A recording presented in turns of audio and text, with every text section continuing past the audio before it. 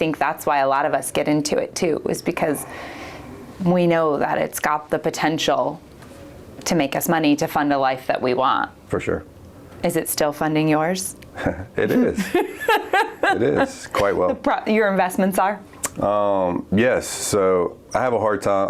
I can buy properties very easily. I have a hard time selling them afterwards. That's the way it's supposed to be.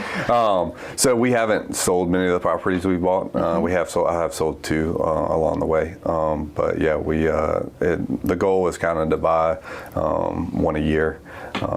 We did buy a little bit more expensive one at the beach that kind of held that up for a little while, but it's been a great investment, and it rents out. It does as well or better than my Charlotte on the return on investment. So yeah, all the other ones are in Charlotte, but yeah, we're back to trying to get into that 1 a year type purchase now. So that's awesome. I want to go back to that in a little bit, but I want to hear a little bit more about your journey. So first year in, what'd you sell? Do you remember? How many units or your GCI, your volume? I just 20 something years ago now. So I know. I'll give you a pass on that. So I know I netted 15,000 in income. So it was probably a few sales. Yeah. Under $1 million in production, probably ish, would be my guess, or right around $1 million in production. I think is probably what it would have been, and that's when things in Charlotte, average sales size was probably 200. So I probably had 5 or 6 sales, would be my guess, my first year. Okay. Where'd you go from there?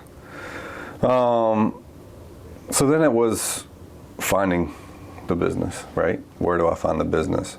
I was doing a lot of farming started doing a lot of farming at that time, to try and get listings, because they were all buyers prior to that first year. I think they were all buyers. So then it was like, I need to get some listing side.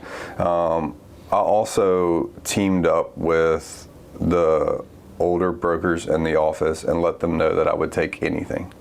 And so we had a couple big producers that had some, $30,000 listings that they didn't want to take on, and they knew I'd take care of them, which was great for me because it was great to be able to learn from them and how they took on a listing, what they did from a listing, I think I was paying a 50% referral out to them and then paying my split at Allen Tate as well. So I was literally making almost nothing on it.